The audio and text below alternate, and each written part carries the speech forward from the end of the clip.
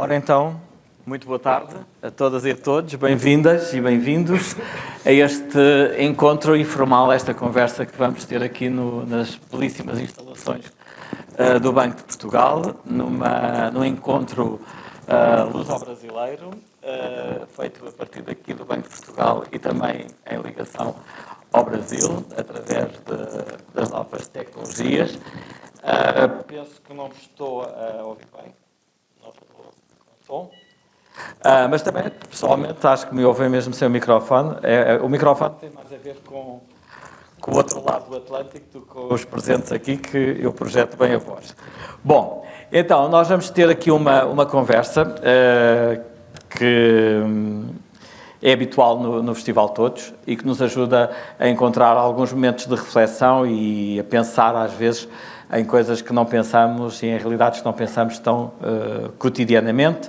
Estamos num território novo para o Festival Todos, que é o Arroios. Já estivemos em partes de Arroios, mas não nesta dimensão de Arroios da nova Junta de Freguesia. Quisemos, como fazemos sempre, ir a vários espaços do território e pensámos que o Banco de Portugal seria um local que provavelmente muitos de nós não conhecíamos e que poderá ser um parceiro interessante nos próximos 3 anos em que estamos aqui neste território a trabalhar. E como este território é muito habitado por brasileiros que escolheram Lisboa para viver, o Léo é um exemplo de um músico brasileiro que vive aqui na freguesia. Pensámos também que este encontro sobre esta questão que lançamos, que se a palavra diferença reproduz termos como diversidade e desigualdade, poderia ser pensado em conjunto com imigrantes brasileiros que vivem em Portugal, com portugueses e com pessoas que pensam esta questão do outro lado do Atlântico no Brasil, e convidámos a professora Aparecida Vilaça para fazer parte deste painel, aqui, presencialmente em Lisboa. Depois houve uma contrariedade de saúde da professora que muito estoicamente está aqui connosco por conferência, e convidámos a professora Sandra Mateus, que vive em Portugal, para fazer parte deste encontro, e convidámos o ensaísta António Pinto Ribeiro, que nos acompanha de variadas formas há bastante tempo no Festival Todos, para moderar este debate, que iniciar-se-á então com a apresentação dos nossos convidados e mais o que ele entender pelo António Pinto Ribeiro. E queria agradecer muito ao Banco de Portugal por nos acolher aqui e a vocês por estarem aqui, e aos nossos convidados aqui e acolá por estarmos todos juntos entre iguais. E bem-vindos então a este encontro, e muito obrigado, Léo, também pela tua disponibilidade e por este programa assim de conversa quase televisiva, não é? Isto parece que vamos a um estúdio de televisão. Bem-vindos a todos e a todas. Boa tarde, eu chamo António Pinto Ribeiro, tenho o enorme privilégio de moderar este debate. Os parabéns ao Léo pela sua intervenção inicial. E é de facto um prazer, dada as pessoas que estão presentes neste debate, os professores Aparecida Vilaça, Sandra Mateus e o Bruno Nogueira Guimarães, sobre cujos currículos eu não me vou alongar, dado que são pessoas reconhecidas pelos seus enormes currículos, pelo trabalho substantivo, pelas publicações que têm feito e pelos enormes contributos que fazem, não só no caso do Brasil, não só no Brasil, mas em toda a América Latina, mas também no caso de Portugal e nas trocas que existem. Parabéns ao Miguel por mais essa iniciativa, que tem a particularidade de fazer juntar aquela que é a dimensão mais festiva do festival e mais lúdica, com estes momentos de reflexão e de alguma tentativa de produção teórica sobre as questões que estão implícitas no Todos. Eu vou ser bastante rigoroso com os tempos, porque só temos 1h15 e, portanto, para que todos possamos conversar e, eventualmente, até haver algum espaço para intervenções do público, começava exatamente por pedir à professora Sandra Mateus se ela tem a bondade de iniciar este debate a partir, aliás, de uma reflexão que ela propõe no texto que nos apresentou para a divulgação da sua intervenção e que teve a peculiaridade de se centrar e analisar a freguesia de Arroios, coisa que eu achei de uma enorme generosidade. E também, portanto, partir de algo que me parece pertinente, que é como é que o contributo destas novas migrações tem e continuará a ter uma alteração nos imaginários das populações e, no caso concreto, nos imaginários de Lisboa e de Portugal. Então, muito boa tarde a todas as pessoas presentes. Obrigada, Miguel, pelo convite. Venho, sobretudo, ouvir o Léo, conhecer a professora Wanda, como académicos e professores, e tenho tido a oportunidade de falar em muitos contextos, no Banco de Portugal, com o Léo Fázio ao lado, e com uma assistência de pessoas tão bonitas, é um privilégio. Portanto, muito obrigado por esta oportunidade. Fui uma freguesa de Arroios durante 14 anos, em 3 casas diferentes, tive que me chegar mais para o lado pela crise habitacional que todos conhecemos e espero voltar.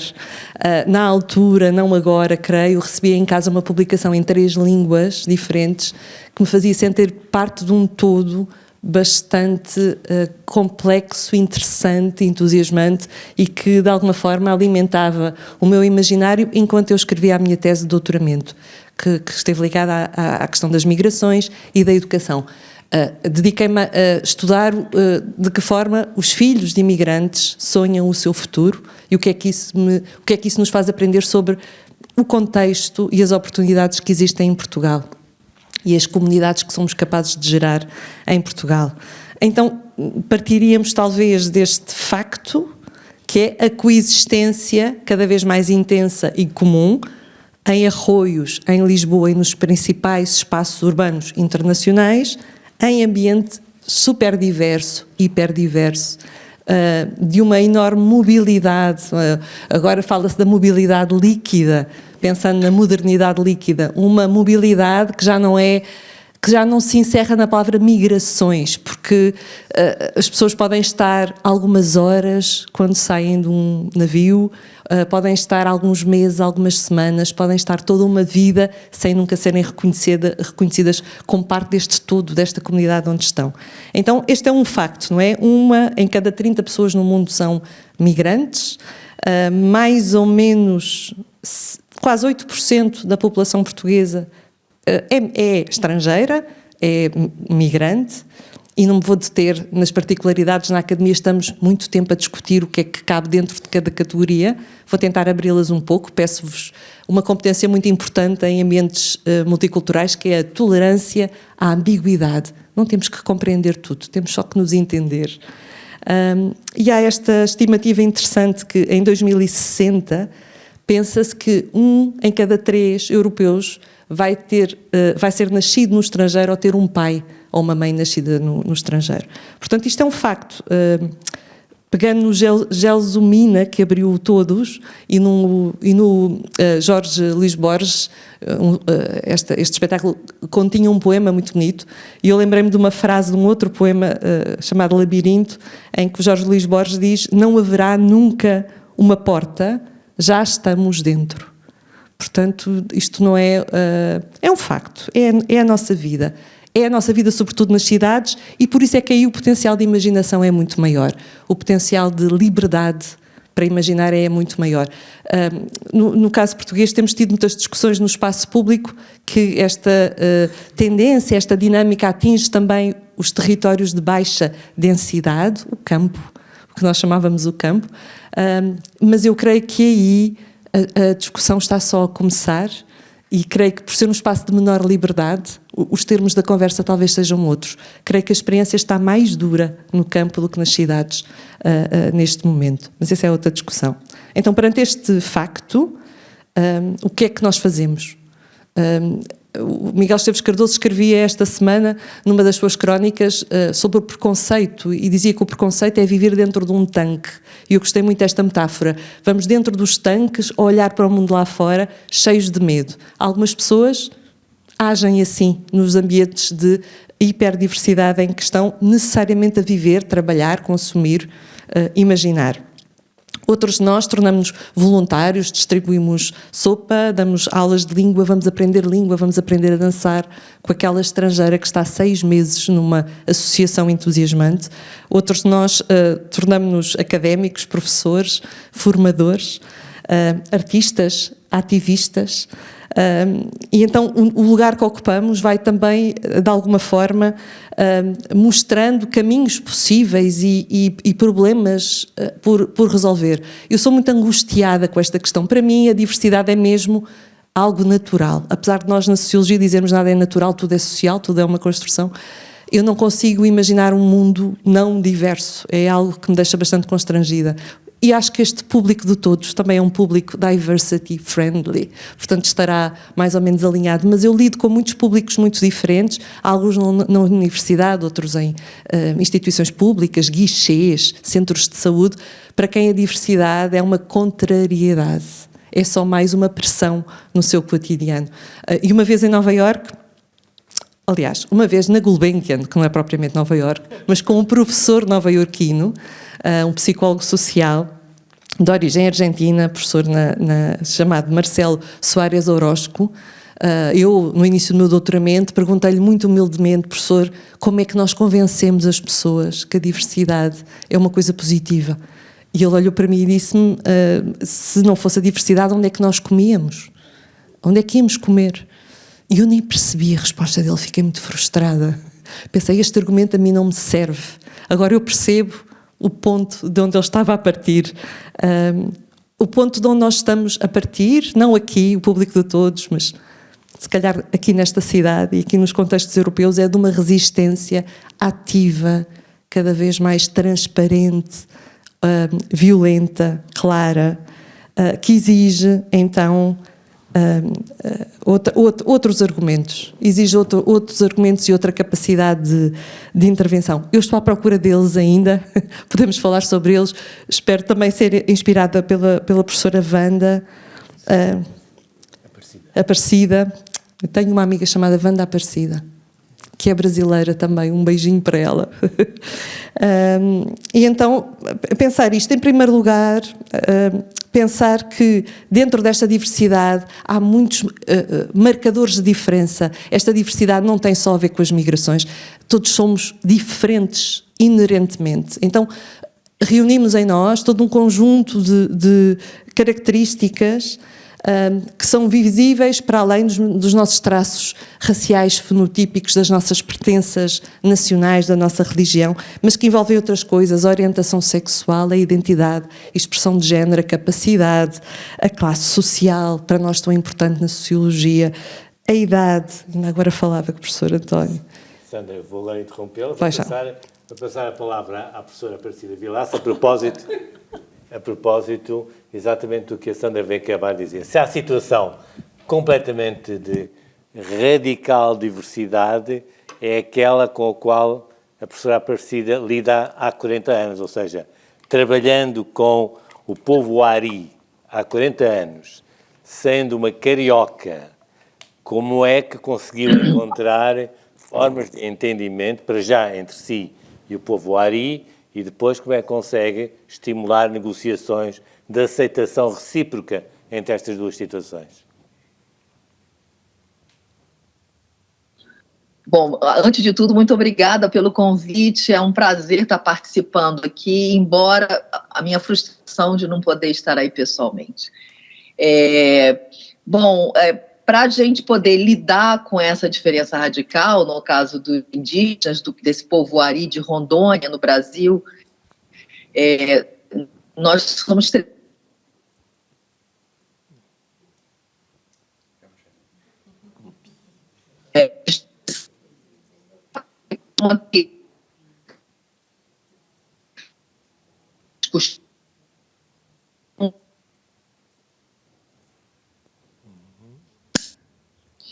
no sentido de abertura, né, e de entender que esse outro tem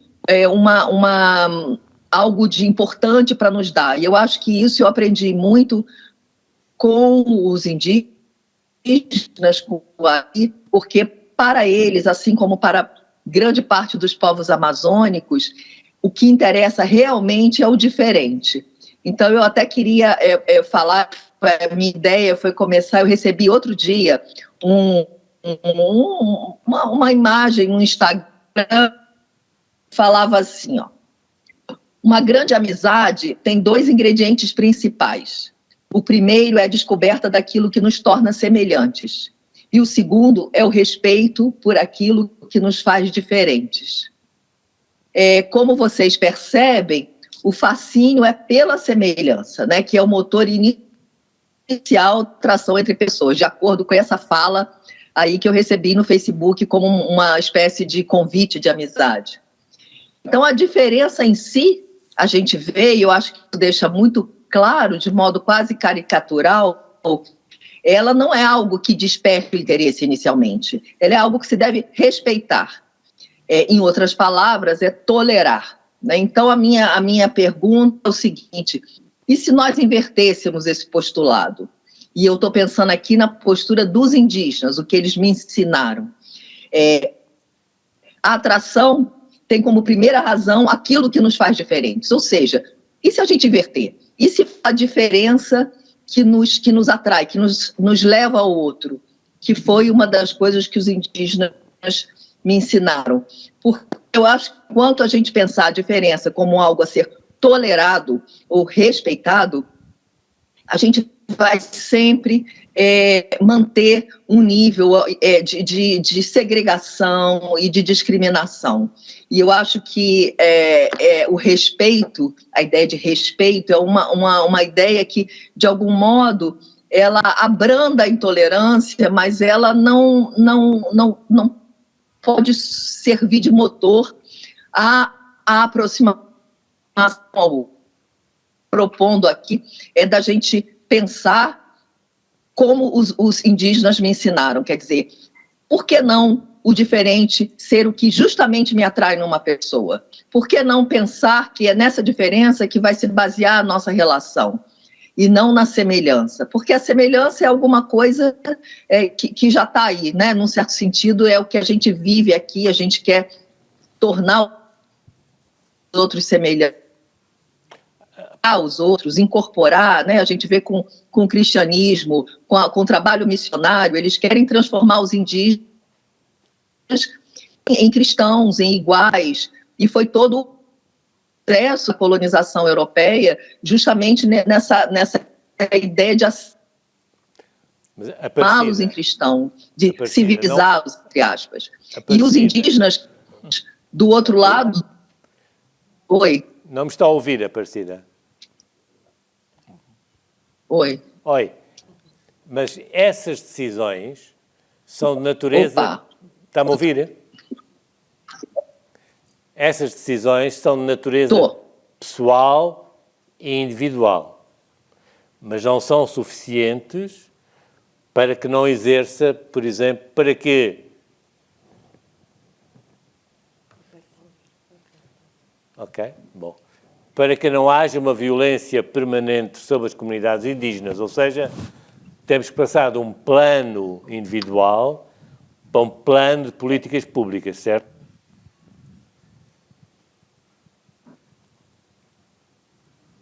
Certo. Eu acho que... Olha, eu vou dizer para vocês, eu ando muito decepcionada, né? Muito decepcionada com a nossa civilização, com o mundo. Eu acho que vocês devem ter ideia do que está acontecendo no Brasil, onde nós temos incêndios criminosos, que estão colocando a Amazônia, o Cerrado, Mata Atlântica em risco. Então, eu estou aqui, eu acho que hoje a minha fala vai ser um pouco pessimista, porque eu estou vivendo num inferno, né? No sentido de calor, de desespero com o que está acontecendo. São incêndios criminosos e dos povos indígenas. Então, justamente, políticas públicas, e quando a gente tiver noção de aniquilação, nada vai acontecer. Quer dizer, nós não temos justamente um espaço, no caso dos indígenas, para de fato acolher a diferença. Nós toleramos a diferença, respeitamos a diferença, mas não a acolhemos no sentido de pensar isso é que é viver, quer dizer, essa diversidade vai nos fazer humanos. Então, eu acho que não há uma política pública real de interesse e de entender a diferença como algo essencial para a nossa própria humanidade.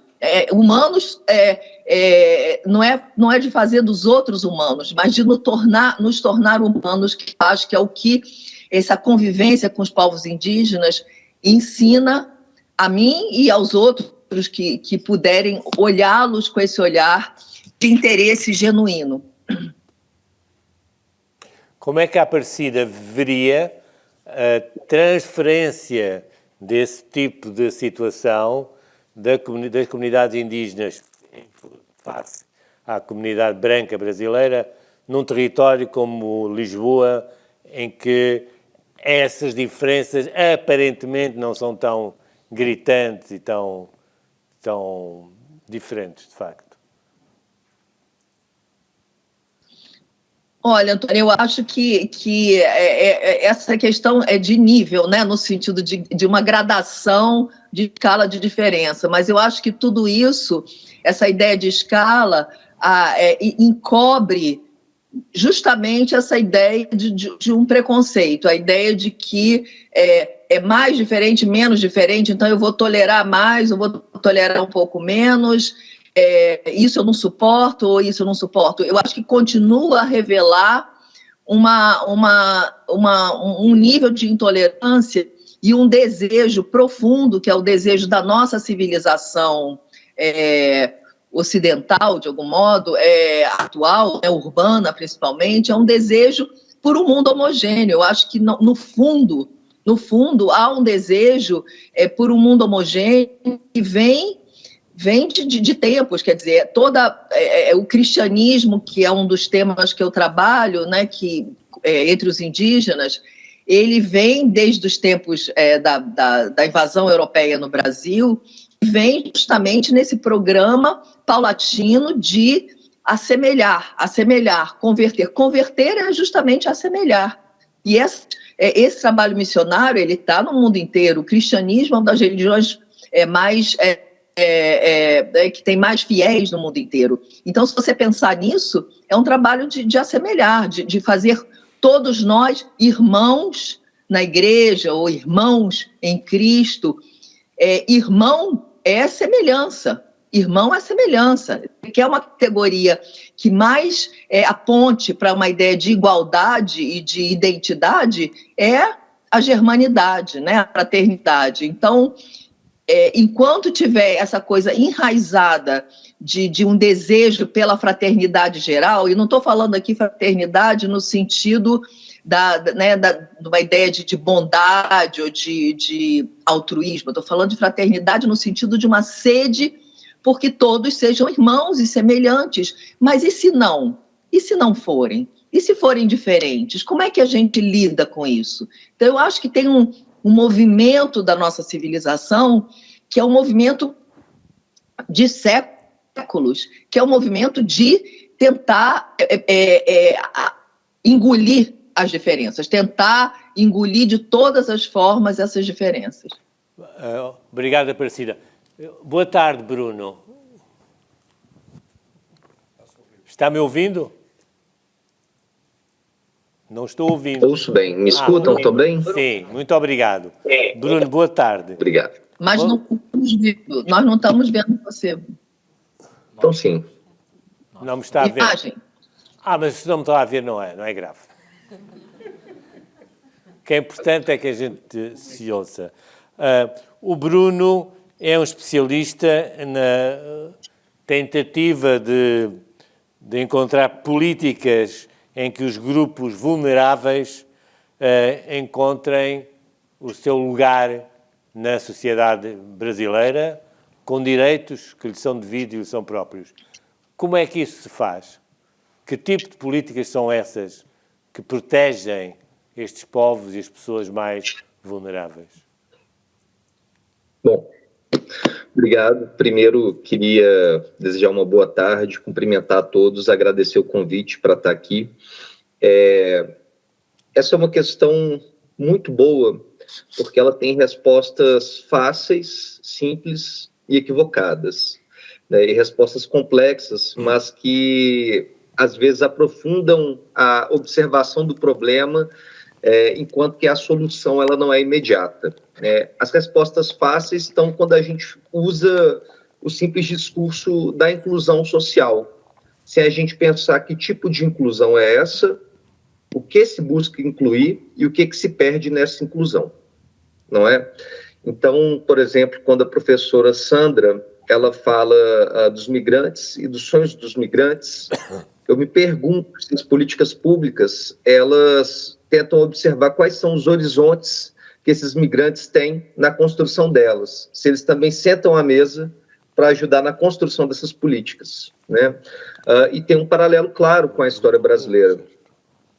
As populações indígenas no Brasil, a maior parte do século XX, né, quando elas deixam de ter como política do Estado o extermínio delas para ter a assimilação à sociedade nacional, né, o que se busca é um tipo de inclusão, que é uma inclusão que busca transformá-los em mão de obra barata nos lugares em que, enfim, as frentes de expansão econômica elas iam, né? E também não participavam, evidentemente, da produção de qualquer tipo de política nesse sentido. Então, em linhas gerais, o primeiro ponto que eu colocaria é o desafio para as nossas instituições delas estarem abertas a rever as suas premissas mais fundamentais. O que a gente entende por desenvolvimento? O que a gente entende por inclusão? Né? O que a gente entende, por exemplo, quando se fala em Lisboa, né, por Lisboa ou por Portugal? Quando se fecha o olho e pensa, e fala aqui do ponto de vista brasileiro, né, cada brasileiro fala, a gente quer o melhor para o Brasil, mas cada um tem uma ideia diferente a esse respeito do que seria esse melhor, né? Eu acho que o fundamento mais básico, e aqui eu recupero um pouco o sentido da fala da professora Aparecida, que é esse princípio de abertura ao outro, né, que é colocado pelos povos indígenas, né, essa formulação é de Lévi-Strauss, que inverte a proposição de Sartre, né? Sartre dizia o inferno são os outros, Lévi-Strauss coloca o inferno somos nós mesmos, né? E como Walter Hugo Mãe tem um livro agora, o paraíso são os outros, né? Porque é neles que muitas vezes eu encontro um elemento fora dos meus limites, da minha imaginação conceitual para pensar, né, as alternativas, as possibilidades, né? A resposta, então, que eu acho que é mais sofisticada e adequada para a sua questão, como lidar com grupos vulnerabilizados, como lidar com a diversidade no contexto de grande desigualdade, é a inclusão não apenas como alvo dessas políticas, mas como pessoas que têm que estar representadas em sua elaboração, implementação e acompanhamento de uma maneira profunda, que é nos ajudando a rever os próprios pressupostos que nós temos sobre o que motiva essas políticas, né? E, enfim, encerro, sei que minha fala já está um pouco longa nesse momento, mas encerro dizendo que nesse ponto vejo um paralelo grande entre os migrantes, os indígenas e, por ocasião também do festival todos, os artistas, que são aqueles que justamente, né, assim, parecem muitas vezes estrangeiros de suas próprias sociedades, porque conseguem ver algo e oferecer uma visão, né, um outro sonho, um outro horizonte, né, que os seus convivas muitas vezes não veem. Né? Então, acredito nessa maneira de expandir a imaginação conceitual. Obrigado, Bruno. Léo, vou-lhe fazer duas perguntas.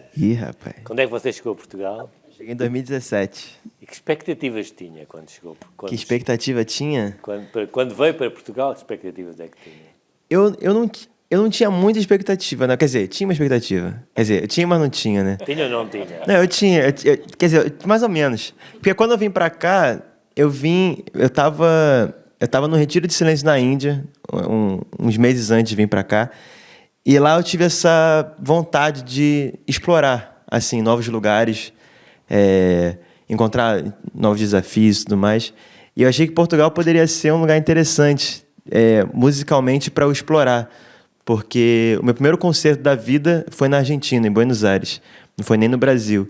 E aquele concerto específico me trouxe porque na real foi um concerto, mas na real foi uma turnê, né, de 28 shows na Argentina ali naquele momento. Eu era muito novo, 18 anos.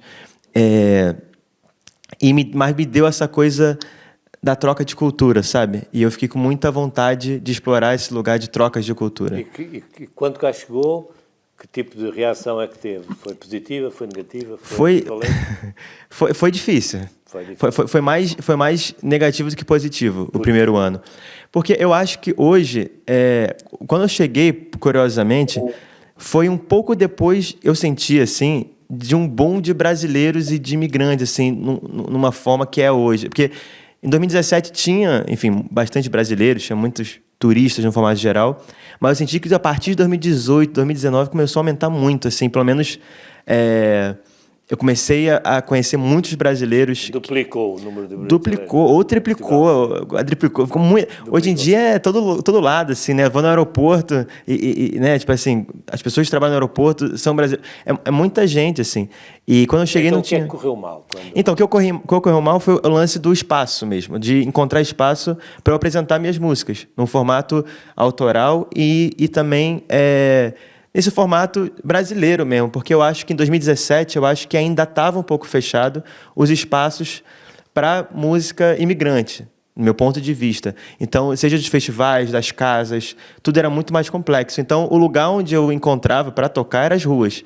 Então, era um lugar onde eu comecei todo esse meu projeto Europa, assim. Mas eu sempre bati de frente, tipo, porque na rua era muito fácil a gente se apegar à ideia de tocar músicas de artistas conhecidos. Eu sempre me apeguei à música autoral. Então, eu estava na rua, ficava 2 horas na rua, 4 horas na rua tocando, mas era só música autoral. Isso não... Agora, para uma resposta que tem que ser breve, se você quiser fazer o balanço entre o que é que você está dando a Lisboa, aos lisboetas e Portugal, e o que é que está recebendo, como é que consegue gerir? Eu fui fazer um concerto há pouco tempo em Múrcia, na Espanha. Sim. E uma espanhola virou para mim e falou assim: a sua música Banho de Mar, ela menciona algumas praias de Portugal: Carcavelos, Caparica, Ericeira, Praia dos Coelhos e Galé. E ela falou que quando ela veio para Portugal, a primeira coisa que ela foi conhecer foi essas praias que eu menciono nas músicas. Então eu virei um guia turístico. Eu virei um guia turístico. E também eu fui fazer um concerto, um showcase em Paris para umas pessoas que não me conheciam. E nesse concerto eu toquei a música Lisbon, né? Que não tem propriamente um formato de cantar sobre Lisboa, de um formato total da letra, mas o refrão é Have You Ever Seen the Sky of Lisbon? E essa francesa, ela virou para mim e falou assim: cara, eu não sabia que essa música era sua. Porque, na verdade, todos os meus amigos aqui, quando eles vão para Lisboa, eles colocam no Instagram essa música. Ou seja, e aí eu vi que a música, de repente, ela virou um formato de trend viral no Instagram, de Have You Ever Seen Sky Feliz, quando as pessoas viam. Inclusive, tem um vídeo da Câmara Municipal de Lisboa publicando essa música. Então, assim...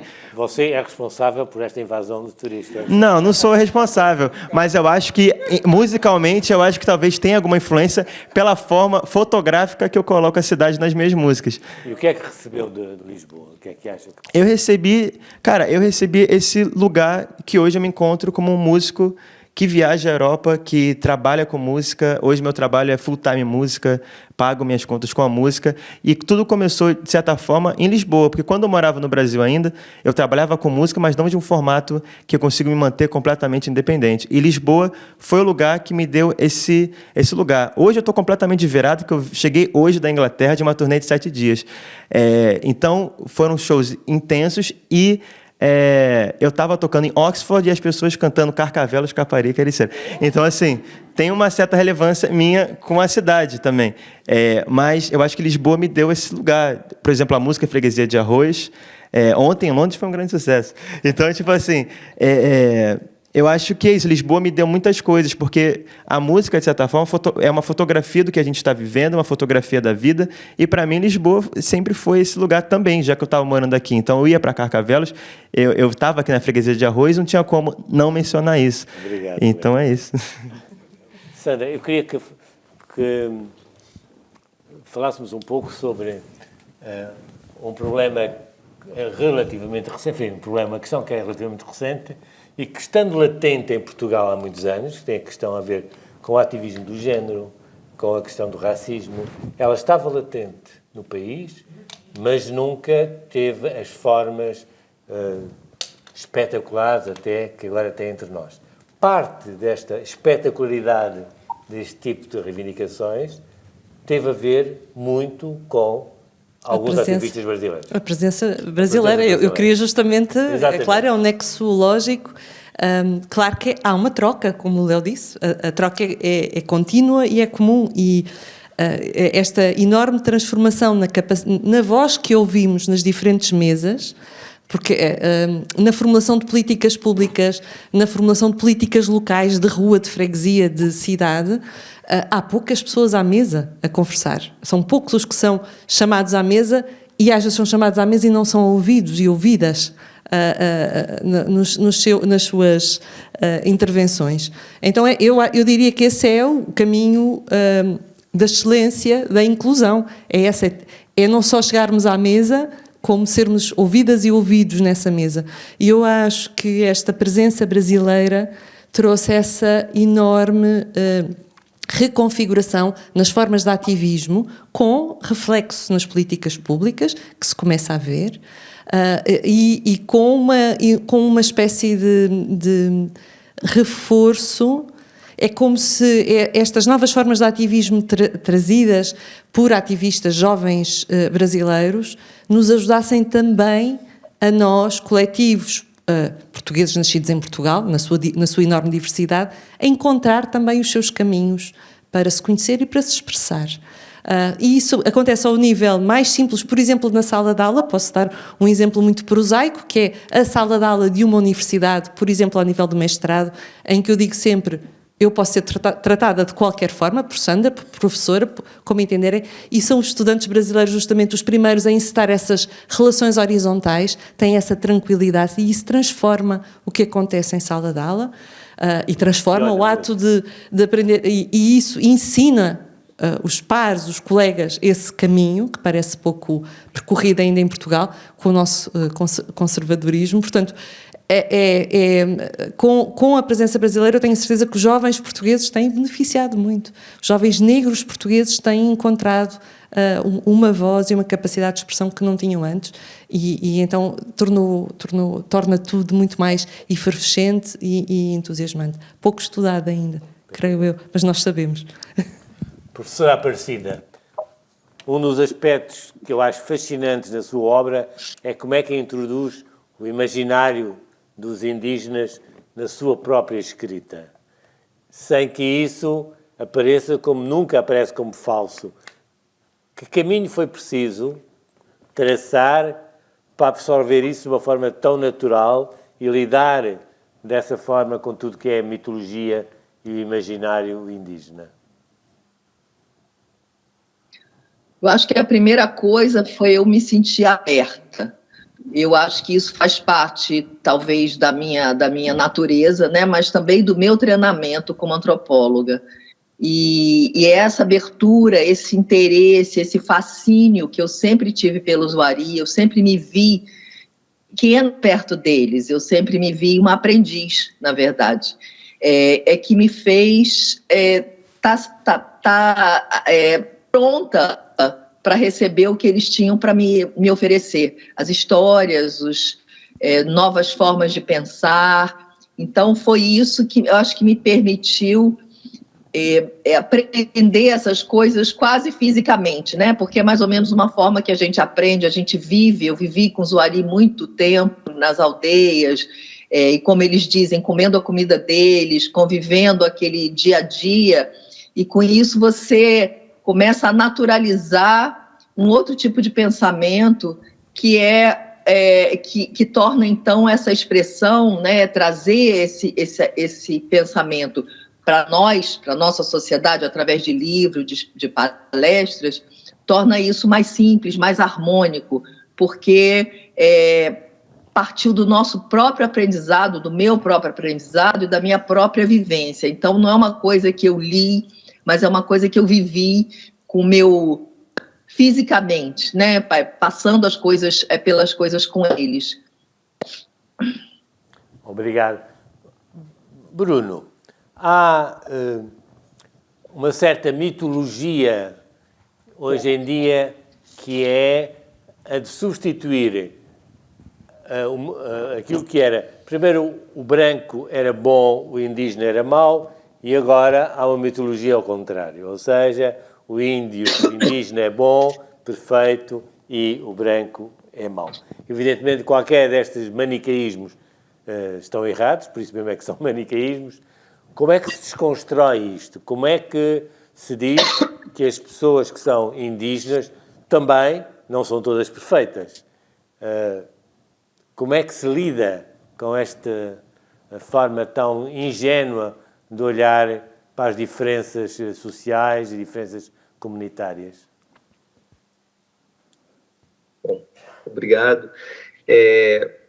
De fato, todo maniqueísmo é uma grande simplificação da realidade, né, e uma visão bastante infantil, né, porque transforma apenas em dois polos, o bom e o mal, né.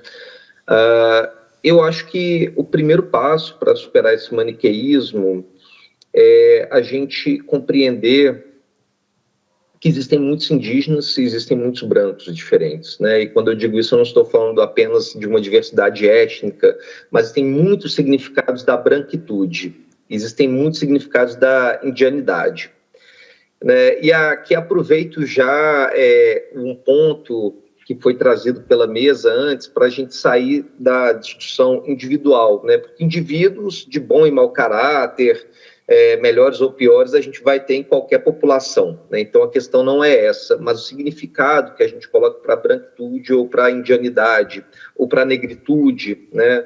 A mesma coisa quando a gente pega qualquer outro tipo de oposição, né? Homem e mulher, por exemplo, masculino e feminino e por aí vai. Eu acho que a saída é a gente entender os contextos em que as relações ocorrem. Por exemplo, a relação entre a população branca e a população indígena, né? Não se trata de fazer um maniqueísmo quando a gente reconhece, por exemplo, que a gente tem um polo que é oprimido, ou que um polo é desfavorecido na relação com o outro, né? A gente não tem que tratar ele como sendo bom, como se fosse um filme de super-herói, e que ele vai pegar e derrotar o mal, né? Mas a gente tem que, considerando esse contexto e a bagagem histórica que ele tem, né, que inclusive eu acho que influencia diretamente, né, essa discussão nossa sobre diferença, essa oposição diversidade e desigualdade, a separação desses dois, ela é muito recente historicamente, né, porque a desigualdade hoje, ela é muito fruto de como a diversidade era percebida no passado, que era uma causa de opressão, né? Os povos indígenas puderam ser oprimidos porque eles eram diversos da população branca, a mesma coisa com a população negra, que pôde ser escravizada também dessa maneira, é entender isso e, a partir disso, buscar, né, justamente, sem maniqueísmo, uma solução que permita a gente caminhar rumo a uma igualdade. Se nós formos maniqueístas, o objetivo vai ser simplesmente inverter os polos e criar uma desigualdade às avessas, o que eu acredito que, dadas as condições objetivas, sequer é possível, né? A gente caminharia na direção errada. É isso. Obrigado. Sandra, Obrigado. Como é que se constroem identidades territoriais sem cair nesse erro, nessa ratoeira que são as comunidades homogéneas? Eu acho que esse processo de construção acontece todos os dias, a todas as horas, em todos os momentos em que circulamos na cidade e somos cidadãos e cidadãs na cidade. O que eu acho que pode mudar, ou seja, as pessoas, independentemente do lugar em que se encontram na hierarquia social e espacial da cidade, independentemente dos bens a que têm acesso, estão envolvidos em relações de consumo e de produção, trabalham, alimentam-se, esperam um determinado nível de educação para os seus filhos. Não há esta mitologia em torno da ideia de exclusão social. Todos nós estamos sempre, de alguma forma, integrados. Todos nós temos alguma capacidade de participar. Participar numa interação, exprimirmos-nos, pedirmos ajuda, arranjarmos um sítio para dormir, mesmo nas situações de vulnerabilidade social muito extremas. É muito importante olharmos para as pessoas, com direitos, e com esta dignidade de manter a capacidade de participar e reconstruir o seu percurso. Portanto, nestes ambientes de superdiversidade, nós estamos continuamente coexistência e negociação para aceder a bens e para resolver os nossos problemas, e é aí justamente que eu acho que nós, as pessoas que estamos há mais tempo, eventualmente os que não somos estrangeiros, temos uma responsabilidade acrescida, um papel na construção da justiça social. Portanto, temos a responsabilidade acrescida de tornar as instituições melhores para acolher todas as pessoas, independentemente da sua origem. Portanto, nós que já estamos no sistema temos a obrigação de melhorar. Os recém-chegados têm o direito de aceder a esses bens. E então, acho que o que precisamos todos é ter uma capacidade crítica maior e de estarmos mais atentos e atentas aos vazios, às dificuldades, os vazios nos públicos, quem está num público e quem não está, o vazio no centro de saúde, quem acede e não acede, quem é ouvido e quem não é ouvido. Este exemplo extraordinário da equipa de enfermeiros e técnicos que na Estefânia acolhem as famílias imigrantes, garantindo que as suas necessidades são ouvidas e respeitadas, é um exemplo tão simples e tão fácil de transpor para outros contextos, que faz pensar nisto, não é? Quando eu monto o meu negócio, o meu café, ou quando eu sirvo uma população num guichê de uma repartição pública, como é que eu garanto que as condições podem ser criadas para que nos possamos entender nas nossas necessidades? E depois aí as diferenças que cada um traz em essa interação são um pouco importantes. O mais importante é termos noção do papel que estamos a representar nelas e da responsabilidade que temos de ver os outros, de assumir esta diversidade à nossa volta. Garantindo este acesso aos bens e ao consumo e à dignidade, a partir daí então podemos começar a criar. Portanto, esse primeiro nível do acesso não está garantido. Há muitas famílias imigrantes que não conseguem compreender a educação em Portugal ou não conseguem aceder à saúde. São estes dois campos. Temos políticas públicas multipremiadas nos rankings internacionais de integração de imigrantes, mas na saúde e na educação, que são dois setores fundamentais, sujeitos a grande pressão de mercantilização. Agora, aí continuamos a ter problemas graves. Então, garantindo esse acesso, a partir daí, então, podemos começar a imaginar e a criar aquilo que será sempre bom para todos, para todas, para todos, não é? Porque quando é claro e transparente e funciona, vai ser sempre benéfico para qualquer pessoa, independentemente da sua origem. Obrigado. Professora Aparecida, o Festival Todos tem-se definido desde a primeira edição como um festival intercultural. Que sentido tem para si, falando a partir do Brasil, esta ideia da interculturalidade? Essa ideia aqui no Brasil, ela é muito central, né? Principalmente hoje, quando os povos indígenas estão se fazendo protagonistas também. Então, eu acho que a ideia de interculturalidade, ela fica, não é somente no sentido da imigração, né? Porque nós tivemos várias levas de imigração aqui também de europeus e japoneses, mas a ideia de povos que são originários, porque os povos indígenas estavam aqui antes. Então, esse reconhecimento da ideia de povos originários e que exibem, vivem, experienciam uma cultura tão radicalmente diferente da nossa, tão radicalmente diferente, que eu acho que isso está, de fato, chamando atenção para essa ideia da interculturalidade. Então, acho que isso é um fenômeno relativamente recente, principalmente a partir das políticas públicas de acolher os indígenas tanto nas esferas públicas quanto as organizações indígenas, as organizações governamentais e não governamentais, têm mostrado a força ou a importância dessas outras culturas. Então, hoje no Brasil nós temos o Ministério dos Povos Indígenas, cuja ministra é uma indígena, a FUNAI também, pela primeira vez, tem um indígena como seu presidente, sua presidente, a Joênia.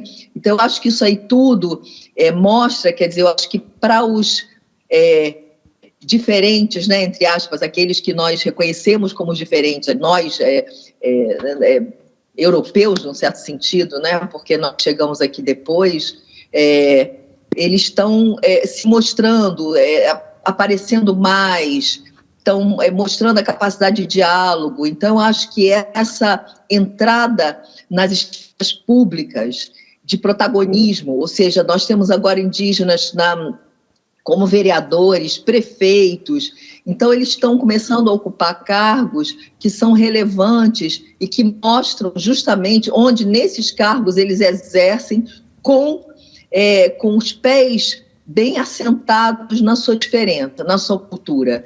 Não é uma coisa de integração, mas de estar situado na sua cultura e, a partir dela, discutir. Então, acho que aqui nós temos agora uma experiência muito radical, muito interessante de fato, interculturalidade. Obrigado, professor. Professor Bruno, a mesma pergunta para si. Como é que você olha para esta questão da interculturalidade?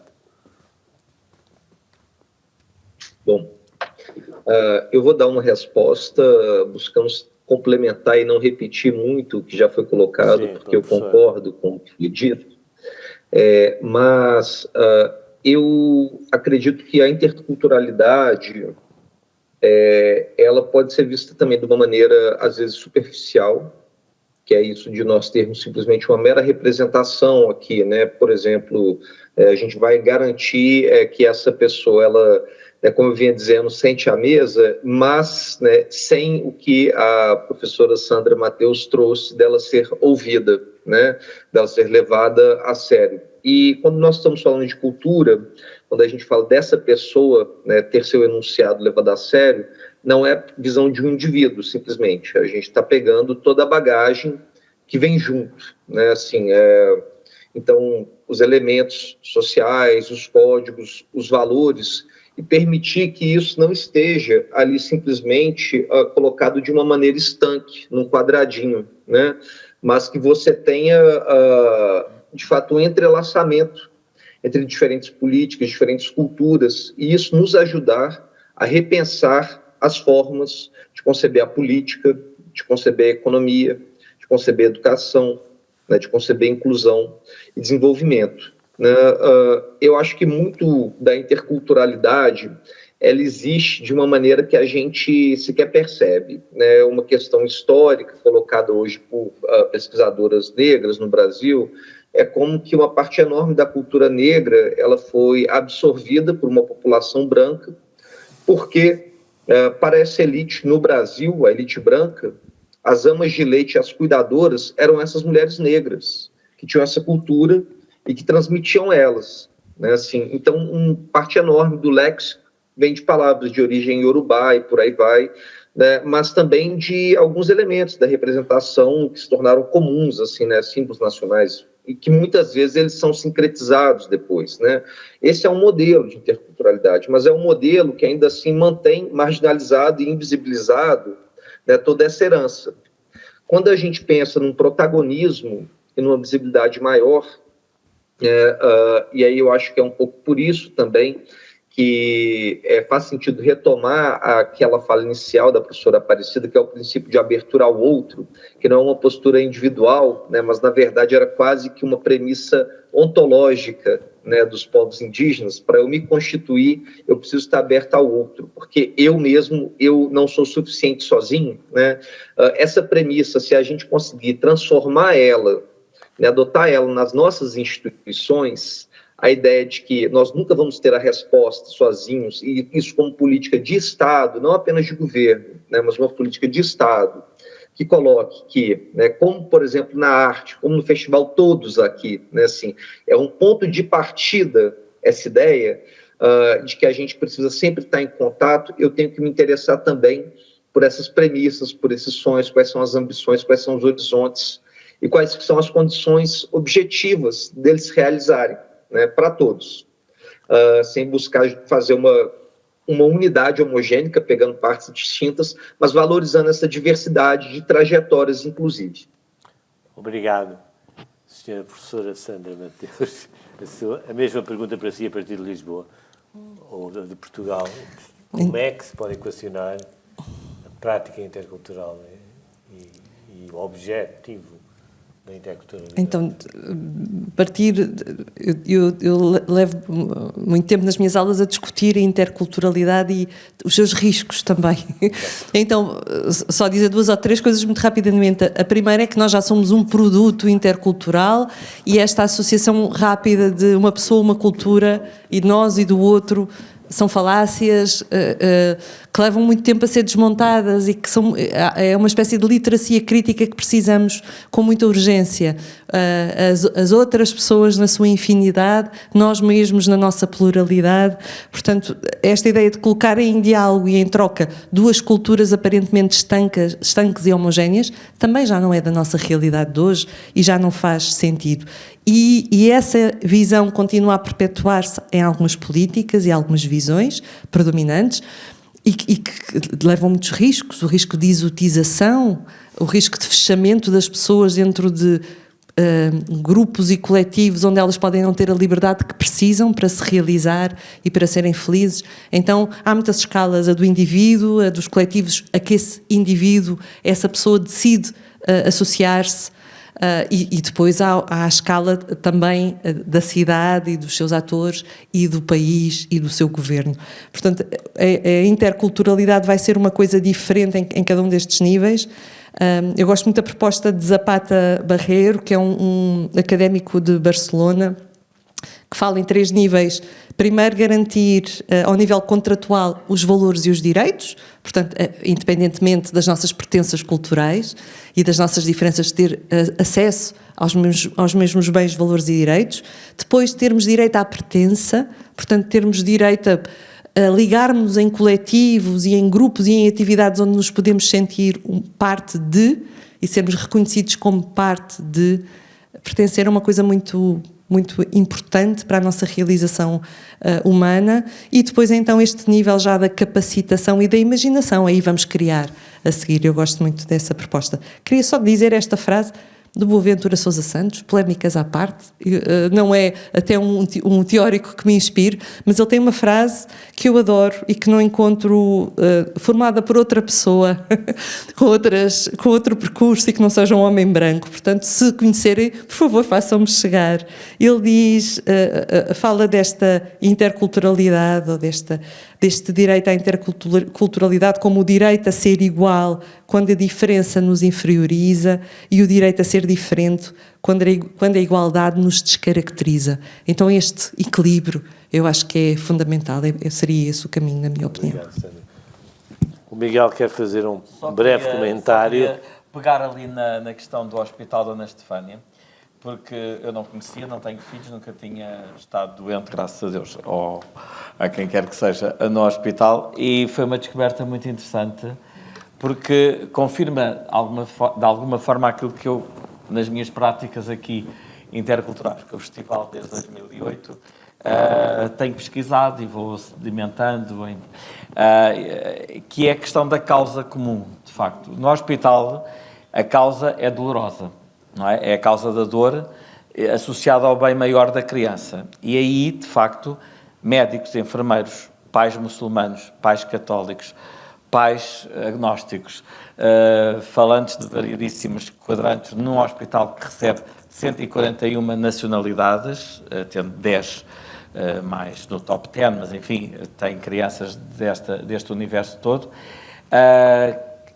Todas estas pessoas se entendem para que a criança sofra o menos possível e se salve, não é? Radicalizando também depois, quando a criança não se salva, estados de grande violência contra o padre que é católico ou contra outra representante de outra religião. Mas aquilo que eu percebi foi que desde 2017 o hospital tem trabalhado as equipas de técnicos auxiliares, de médicos, de enfermeiros, para encontrar esta linguagem comum de entendimento, de negociação na própria prática da medicina. Portanto, neste momento há muitos berçários que estão virados para Meca, que é uma coisa que não custa nada para o hospital pôr as camas dos berçários arrumados numa outra direção. Sempre que por qualquer superstição, uma mãe diz que a criança só deve ser operada se levar um fio à cintura com talismã, se isso não criar problema na medicina portuguesa, o médico não vê nisso inconveniente, então que se faça assim, e se houver inconveniente, então que se explique à família o problema que pode advir de não ser retirado esse talismã.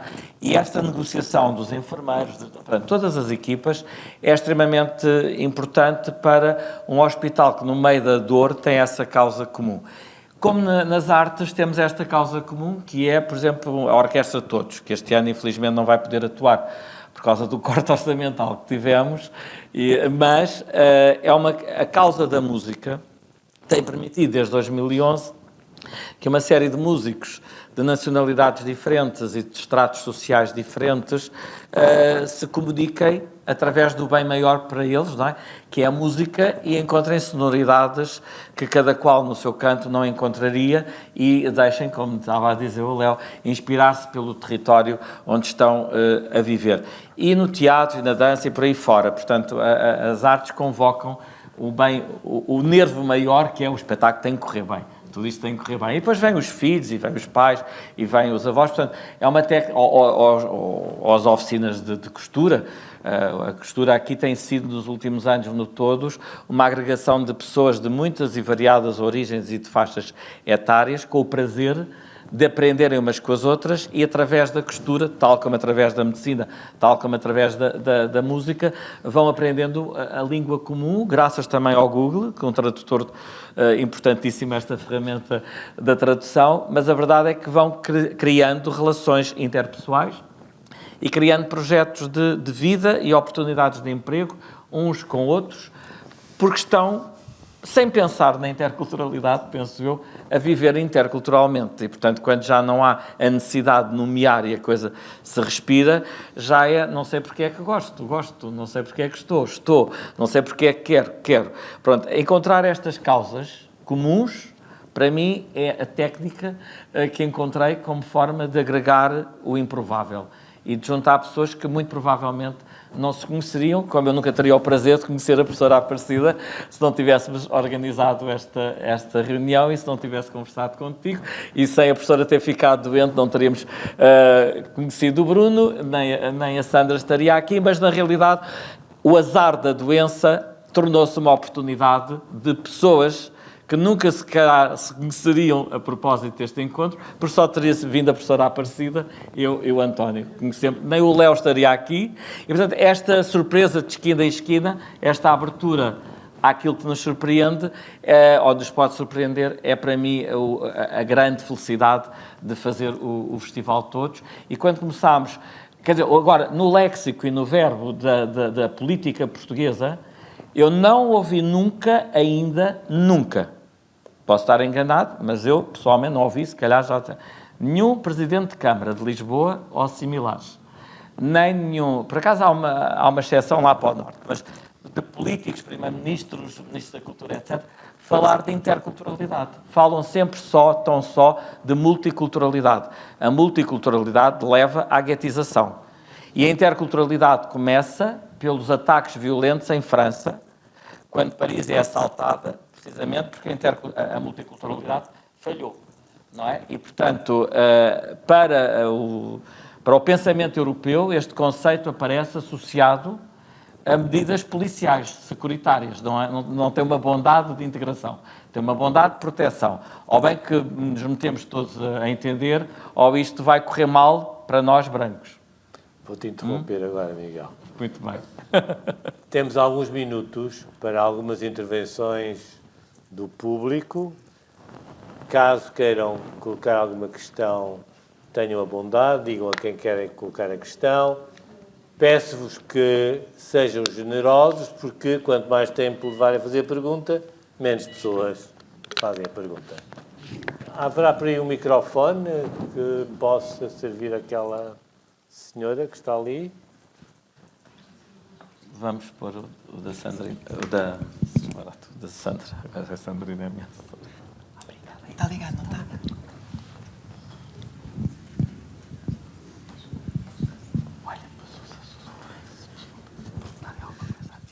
Boa tarde.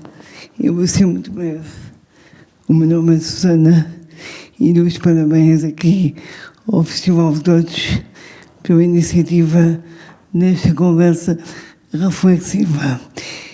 Eu gostaria de colocar uma questão que para mim me inquieta e que eu ouvi atentamente todas as intervenções, às quais dou os parabéns, que é a questão, concordando com a globalização e concordando com a individualidade de todos e inclusão de todas as pessoas que chegam a Portugal com sonhos de concretizar novas vidas, como é que grupos em Portugal que não se sentem acolhidos e que estão a representar profissionalmente funções públicas podem acolher essas pessoas vindas de fora quando os próprios não são acolhidos.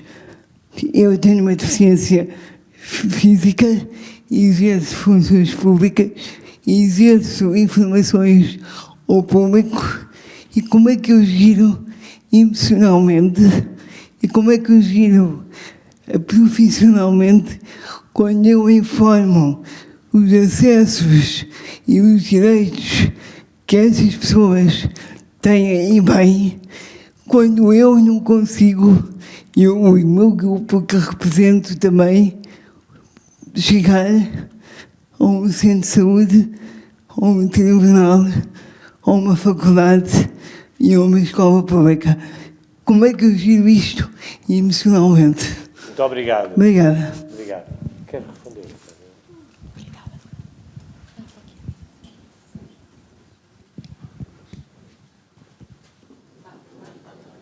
Agora já, obrigada. Agradecer a questão, perceber que, a par com os direitos ainda não cumpridos para a população portuguesa sem origem migrante, ou seja, nós de facto estamos em processo, num lugar não muito privilegiado do espaço europeu, e dentro de uma economia que é em si própria muito vulnerável. E quando as discussões agudizam em torno quando a discussão em torno das questões da diversidade agudiza, normalmente em torno deste agudizar estão lutas relacionadas com a sobrevivência e frustrações ligadas também aos direitos não cumpridos, sempre anunciados, sempre aprendidos, sempre pensados, sempre ambicionados e que não são cumpridos.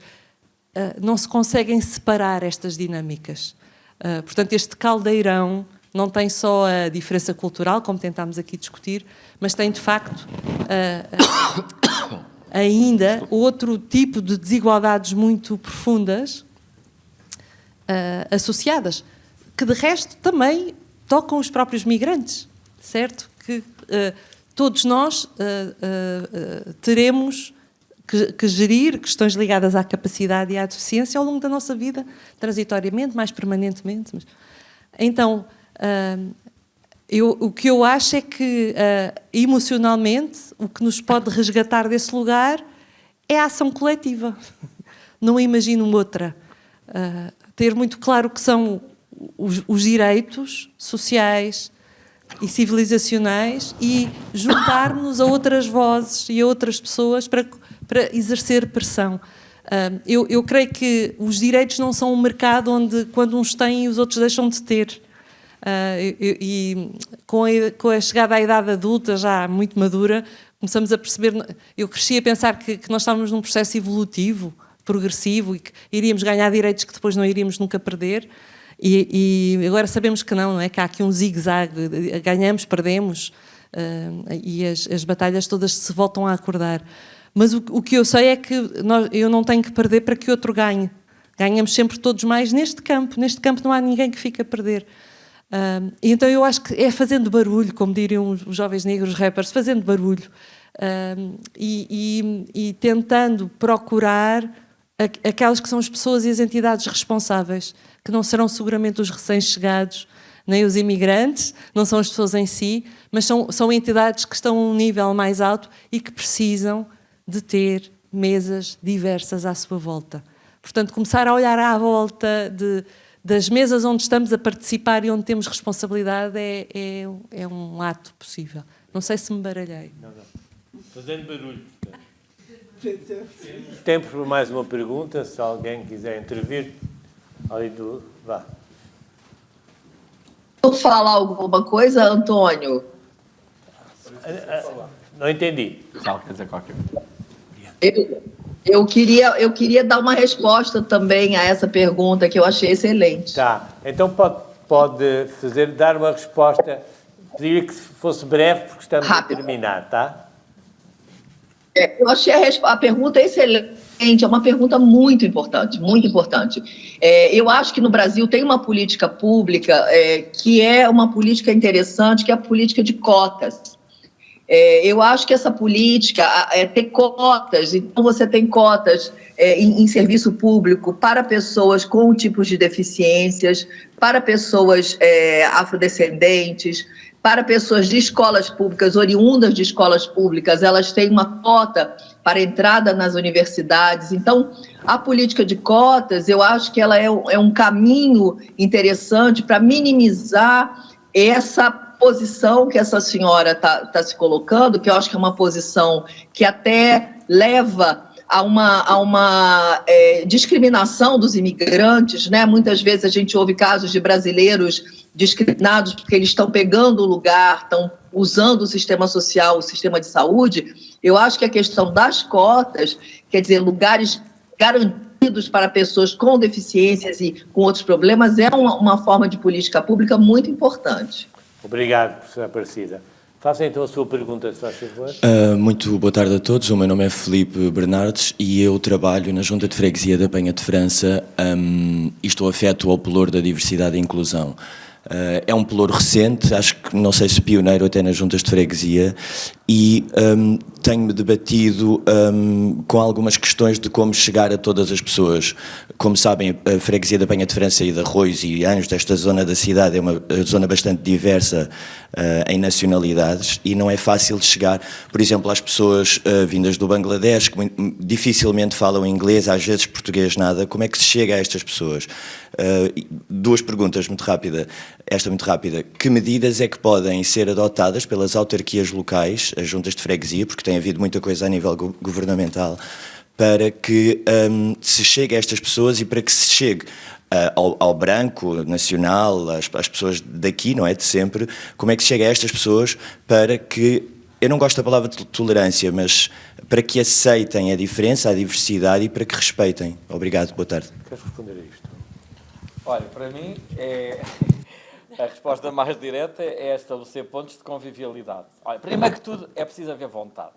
E, infelizmente, na maior parte dos executivos com quem eu trabalho, a vontade é orientada para quem vota. Como essas pessoas não votam, à partida há vontade para perder tempo e recursos com essas circunstâncias, infelizmente, não é a melhor. Desculpem lá, eu sou um bocado bruto, mas isto é a verdade. Não é? Portanto, quando o executivo não quer, a coisa é difícil, não é? Querendo, há muitas formas de chegar às pessoas. Por exemplo, no Hospital Dona Estefânia, em querendo, estando-se a queixar que têm dificuldade em ter tradutores neste momento da língua árabe para situações de emergência, falando com uma pessoa como eu, por circunstância de estar lá no hospital naquele momento, eu disse logo, mas eu conheço um rapaz, o Mahmoud, sírio, fala muito bem árabe, está a fazer um curso técnico de auxiliar de saúde. Eu falo com ele, já falei com ele, e ele está disponível para atender por telefone a qualquer hora do dia. É um jovem, tem 18 anos, tem disponibilidade e vontade, porque também está a estudar nesta área, para fazer a tradução. Portanto, ali em menos de 5 minutos arranjou-se um tradutor de 18 anos, está há 5 anos em Portugal, fala sírio, árabe e turco e português na perfeição. Em 5 anos aprendeu português, como muitos portugueses daqui nascidos não falam. E depois é encontrar espaços de convívio para as pessoas, atividades que proporcionem o convívio. Quando eu falei há bocado do ateliê de costura, que é uma coisa que não custa quase nada, os tecidos são oferecidos por lojas de tecidos desta cidade inteira. toda a instrução, quando muito precisamos de máquinas de costura que as próprias juntas têm e que nos têm, a própria junta de arroz, quando estávamos noutras juntas emprestava, portanto, é fácil, é relativamente fácil, havendo vontade de estabelecer esses contactos, de criar, desde a gastronomia, desde a costura, desde oficinas disto e daquilo e daquilo outro, espaços de encontro em que a qualidade da proposta artística é posta, ou da qualidade gastronómica, é posta em brio, para um brio coletivo e comum, onde aquelas pessoas têm um problema comum para resolver. Temos de fazer uma sopa coletiva, temos de fazer 300 cravos, como agora estão ali na Alameda, que eles fizeram neste ateliê. Temos de fazer um painel a dizer em várias línguas a palavra liberdade. Como é que se escreve a liberdade no teu país? Porque depois estão as crianças, e depois já há as crianças a brincarem umas com as outras, e depois já é como no hospital. Há ali crianças no hospital Dona Estefânia, que vêm de Palopes, que chegaram cá aos 4 anos e saíram do hospital aos 18, nunca mais voltaram a casa de família. E as enfermeiras levam as crianças que estão cá para casas delas aos fins de semana. É este tricô, é um tricô, vontade, causa, disponibilidade. Já temos 2 metodologias de base, que é fazer barulho e a vontade. Barulho sempre, barulho sempre. Faça a sua última pergunta, se faz favor. Sim, eu posso falar. Não, tem que se ouvir porque são aquelas pessoas, os nossos convidados do outro lado não ouvem. Ok, boa tarde. Chamo-me Maria Adelaide Rodrigues, sou professora do ensino secundário numa das escolas de Lisboa que mais migrantes tem, alunos migrantes, aqui na Graça. O Festival Todos já trabalhou até com a escola, há uns anos atrás. Bom, eu sou muito preocupada com estas questões, como é óbvio, porque trabalho diretamente com alunos de várias origens, não é? Só trabalho neste momento com alunos estrangeiros, com alunos migrantes, e estas questões, portanto, preocupam muito, e aproveito todos os momentos de reflexão que existem na cidade, ou na academia, ou noutros lugares, para poder, de qualquer maneira, portanto, recolher informação que depois possa digerir na escola. Porque, como a professora disse, em termos de políticas públicas educativas, eu não sabia que nós não estávamos bem vistos e bem cotados lá fora. Não li sobre isso, mas tenho essa percepção completamente dentro da minha escola, não é? A sua pergunta é? Diga. A sua pergunta Pronto, é? A minha pergunta é para o Miguel. A minha pergunta é para o Miguel. A minha reflexão, pronto, tem a ver com o facto de eu todos os dias trabalhar com alunos estrangeiros e as escolas não estarem ainda, estão muitíssimo longe de alguma coisa que disseram aqui, não é? Ouvir as pessoas, sentar as pessoas à mesa, convidar os alunos estrangeiros para fazerem parte de uma associação de estudantes, que foi uma coisa que eu disse, ficaram todos de boca aberta, nunca ninguém se tinha lembrado, não por mal, mas não se tinham lembrado. Eu acho que muitas pessoas não se lembram das coisas. Mas a minha pergunta é para o Miguel, que é, há uns anos atrás, eu ouvi o Miguel, numa destas reflexões, dizer que tinha iniciado este festival porque tinha havido uma procissão em Lisboa e os católicos portugueses que lá iam, era um dia de muito calor, estavam cheios de sede, e os lojistas migrantes ofereceram-lhes água e eles recusaram. E o Miguel ficou muito chocado. Veja bem que eu retive esta informação e estou farta de falar nisto, não é? E os portugueses recusaram. E o Miguel lembrou-se, pensou, não, eu tenho que fazer alguma coisa com a população portuguesa sobre estas questões. E eu pergunto-lhe, Miguel, passado estes anos todos, já notou alguma diferença? Os portugueses já recebem a água dos estrangeiros ou continuam a recusar? Tenho que responder rapidamente para peço desculpa de me ter alongado, mas porque essa conversa... enquanto vocês falam, muitas coisas passam pelas nossas cabeças, como é óbvio, não é? Para mim, pessoalmente, eu penso que há tanto mais gente a abrir quanto mais gente a fechar. Eu estou com o microfone. Eu conheço mais pessoas... Eu tenho tido a felicidade de conhecer pessoas extraordinariamente abertas e preocupadas com os outros por via desta caminhada. Se são mais ou menos do que eram antes, não faço a mínima ideia. Eu tenho conhecido professores, por exemplo, estou a pensar na professora Fátima, da Escola das Galinheiras, o território de Santa Clara, onde muito público do próprio Festival Todos não foi porque é um incómodo ir para um sítio mais distante, é tudo um incómodo. Portanto, mas estando lá, percebe-se exatamente a interajuda necessária. O sistema de ensino não está preparado para acolher professoras como a professora Fátima, que é uma professora que estamos a ter uma reunião, uma conversa destas, podíamos estar aqui, e de repente aparece uma criança no meio da sala, e a professora Fátima deixa aquela criança entrar, ela vai pôr a cabecinha no colo da professora, faz-lhe umas festinhas e vai-se embora, porque aquela criança precisa de atenção e de carinho. Há um miúdo que não aprende a ler nem a escrever, está-se nas tintas para a escola, diz à professora com 6 anos, que eu ouvi, a dizer: eu não vou precisar de estudar, que eu vou viver do teu dinheiro. Portanto, vai viver de subsídios, mas adora autocarros. Conhece pelo barulho do motor quais são os autocarros e os automóveis, que é ser condutor da Carris. Então, o que eu fiz com a professora Fátima foi levá-lo a uma loja, não é uma loja, uma oficina de autocarros, um stand de autocarros, que há lá na Charneca, sentá-lo no banco, ele falou com o motorista, e o motorista disse-lhe: só te podes sentar aqui se souberes ler e escrever pelo menos o teu nome e fazer algumas contas. E começou um processo, ele escreve o nome. Aliás, temos um vídeo na nossa plataforma que se chama António, porque depois ele entrou num processo também de teatro lá na escola com o Nylon Princess, que é um encenador africano, e gostou imenso do miúdo, que é da etnia cigana, e fez um filme que está na nossa plataforma chamado António. Agora, como é que se faz isto? É o one-to-one, é pessoa a pessoa, é casa a casa. E a maior parte dos professores que vão para as escolas, de facto, para essas escolas problemáticas, não têm essa disponibilidade. Também saem às 5, também têm a sua família. Portanto, tem muito a ver com cada qual querer ou não querer, poder e não poder, ter aptidão ou não ter aptidão. A escola aqui de Gil Vicente também era uma escola com professores super abertos.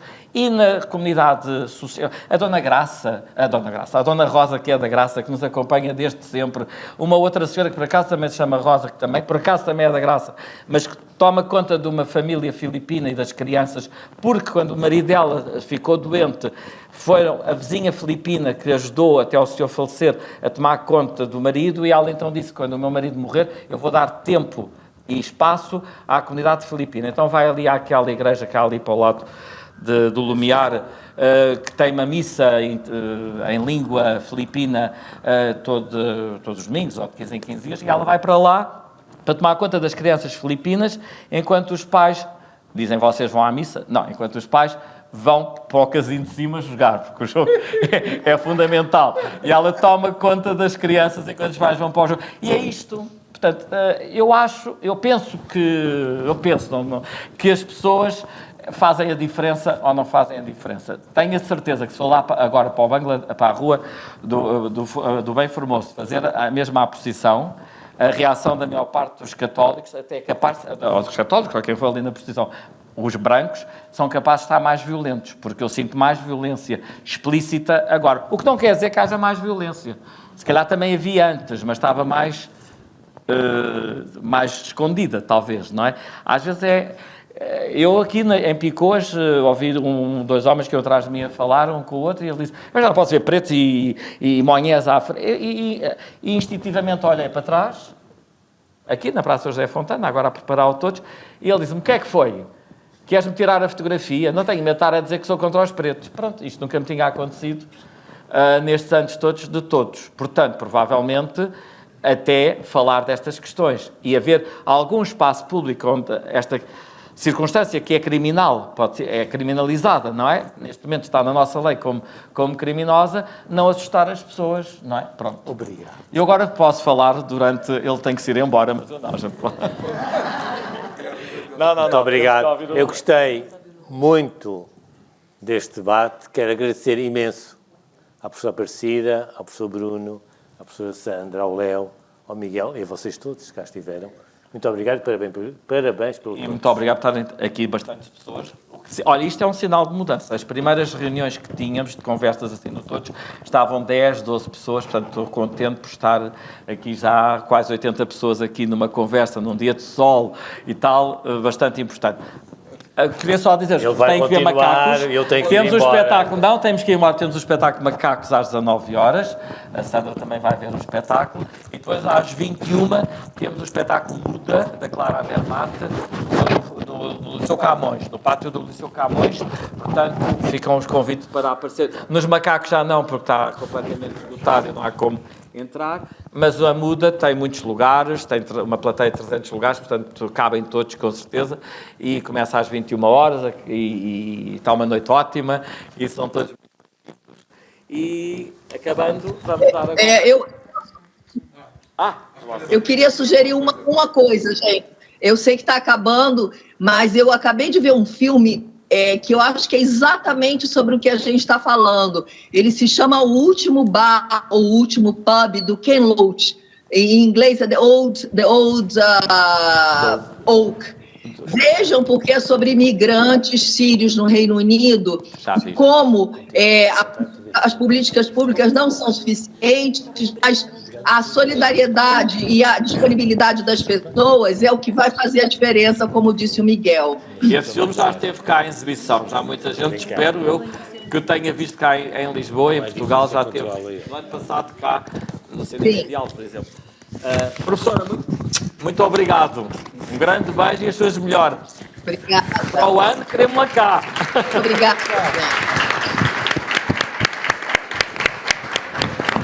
Bruno, obrigado também. Um grande abraço.